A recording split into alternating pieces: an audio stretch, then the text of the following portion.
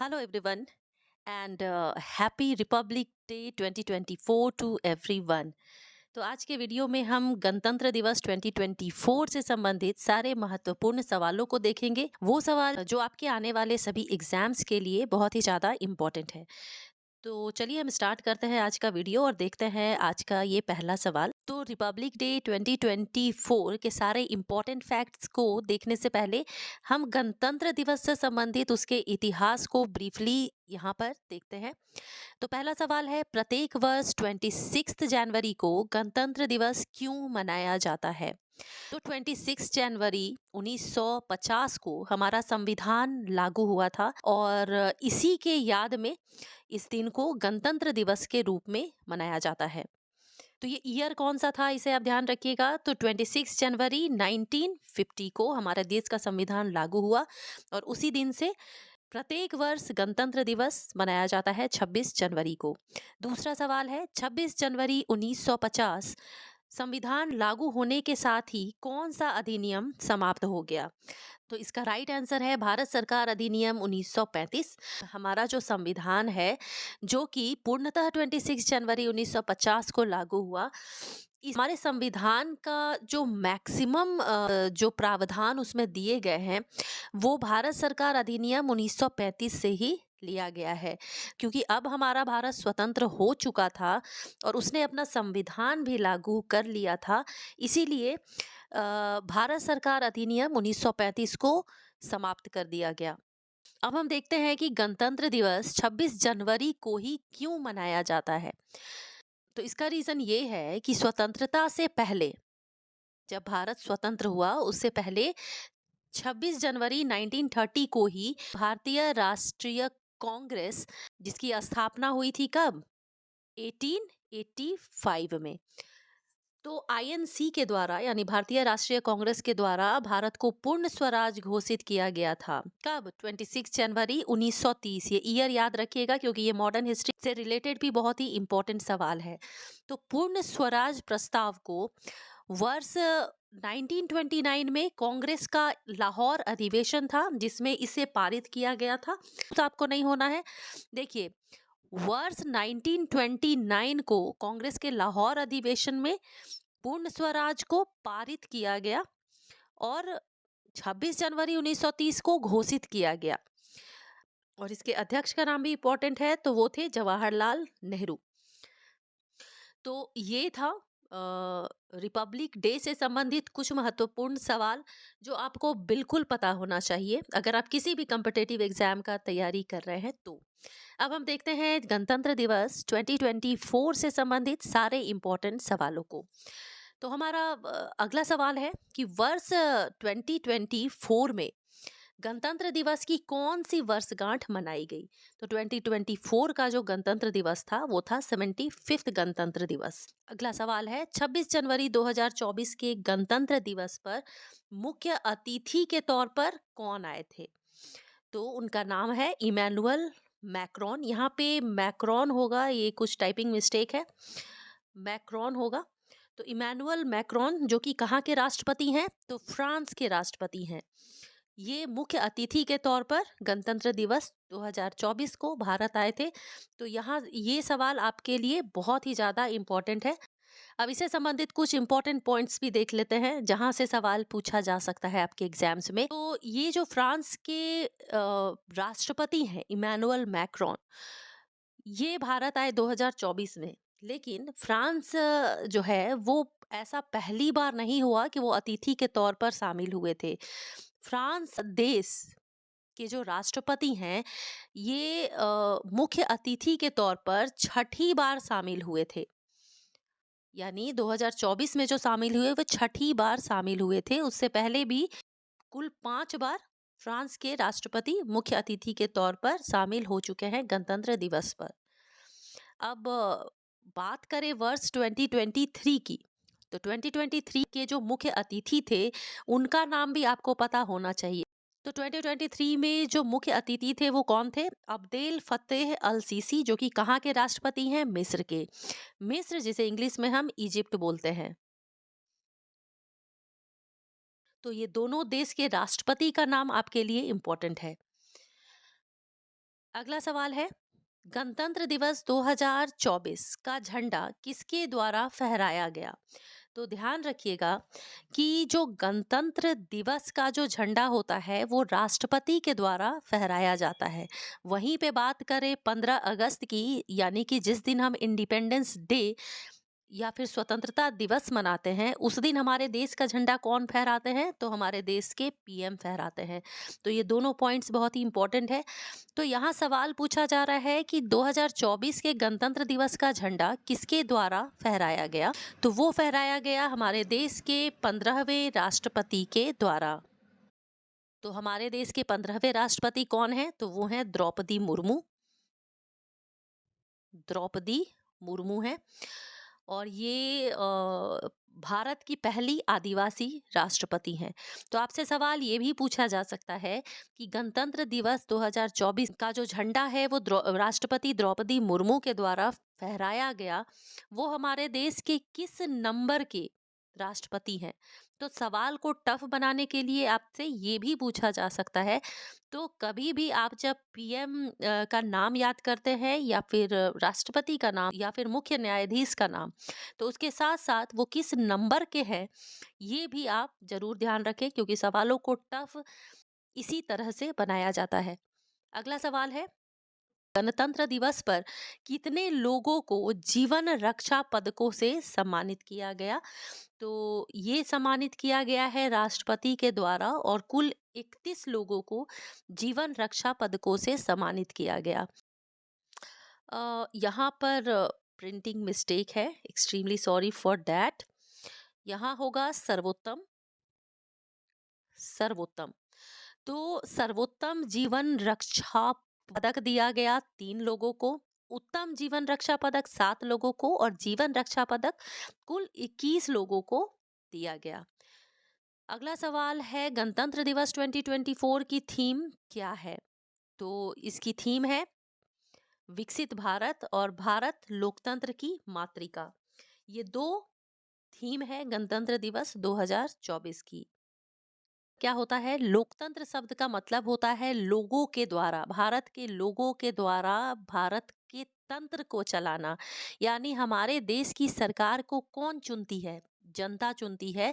इसीलिए हमारा देश है लोकतंत्र देश। अगला सवाल है, गणतंत्र दिवस परेड का क्या महत्व है? तो इसका महत्व है विविधता में एकता।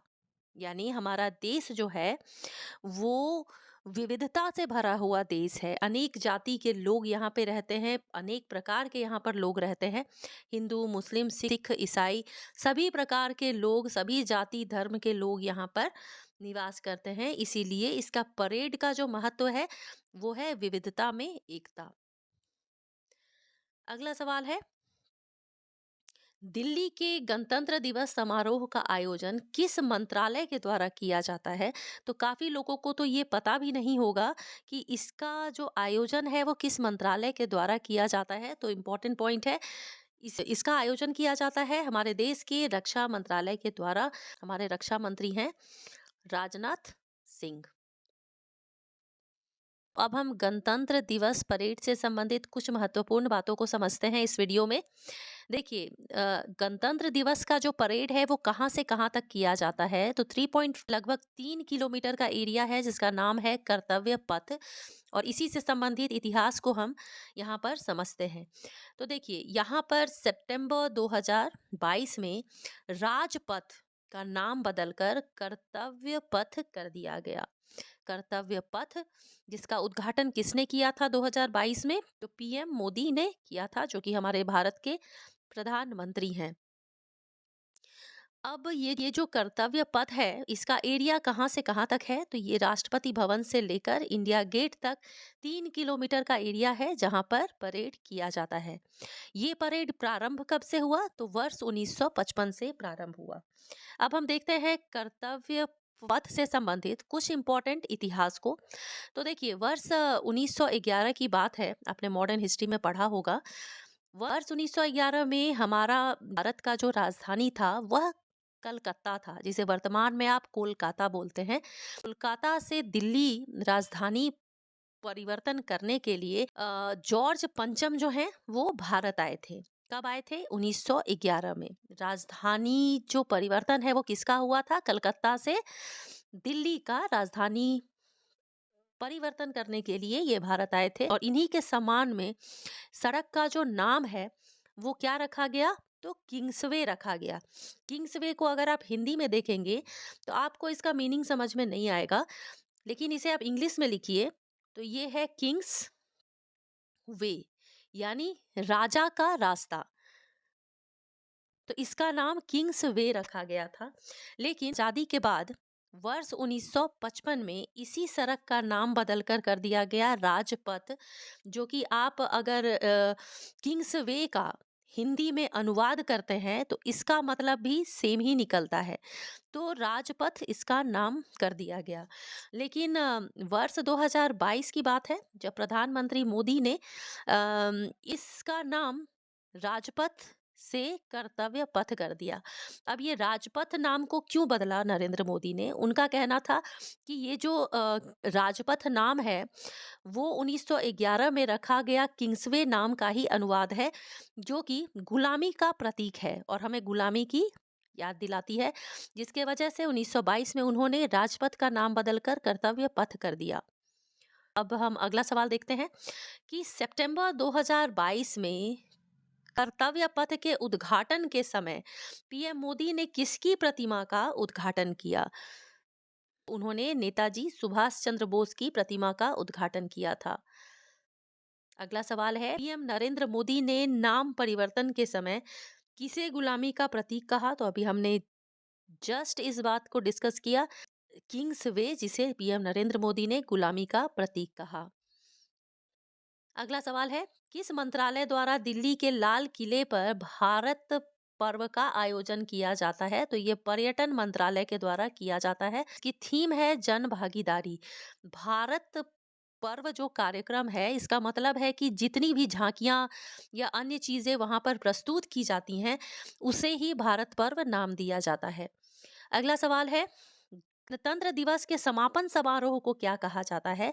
तो इसको कहा जाता है बीटिंग रिट्रीट, जो कि कब मनाया जाता है? गणतंत्र दिवस के ठीक 3 दिन बाद 29 जनवरी को, और इसके मुख्य अतिथि होते हैं हमारे राष्ट्रपति।